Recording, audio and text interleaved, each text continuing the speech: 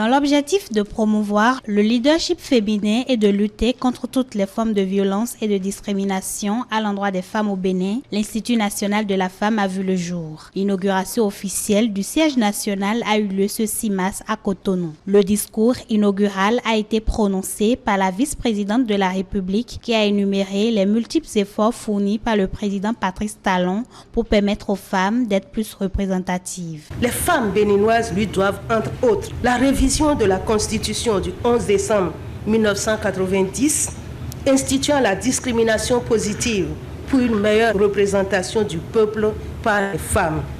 Grâce à lui aujourd'hui, pour la première fois de notre histoire, nous avons 29 femmes députées à l'Assemblée nationale.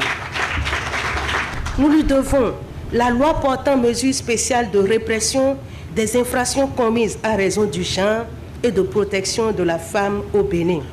La loi complétant et modifiant le Code des personnes et de la famille.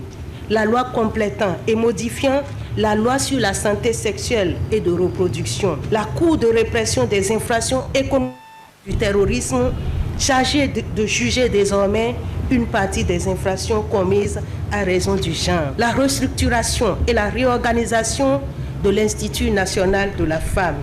Et enfin, la construction du siège de l'Institut national de la femme en un lieu très visible et accessible à tous.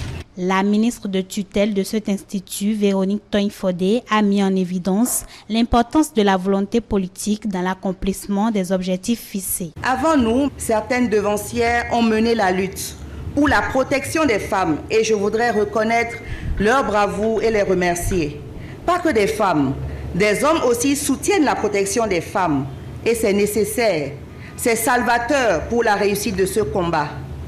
Derrière nos avancées au Bénin qui ont amené à la redynamisation de l'INF et à de nouvelles mesures réglementaires, il existe, et l'histoire le retiendra, la volonté politique et l'audace d'un homme à s'attaquer à un sujet si sensible, si présent et si difficile. Je vais nommer respectueusement le président Patrice Talon. Et je voudrais que nous puissions le remercier par des applaudissements. La présidente de l'Institut national de la femme aborde dans le même sens en faisant comprendre que toutes ces réalisations sont possibles grâce à la politique en vigueur. L'inauguration de ce siège est le fruit de la détermination du chef de l'État et de son gouvernement pour doter notre pays d'une institution forte au service des femmes. Nous avons les moyens requis pour mener à bien notre mission. Ceci est la preuve concrète que lorsque la volonté politique est au rendez-vous, le progrès devient une réalité. Au commencement de l'INF, nous n'étions que 2, sans local, sans personnel, pied à pied.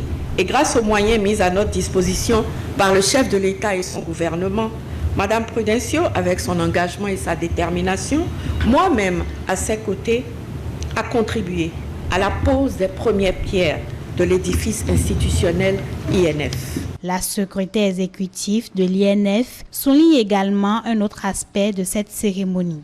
Cette célébration est l'occasion d'une sensibilisation d'envergure nationale au travers de nos 12 départements qui démarre le 10 mars prochain.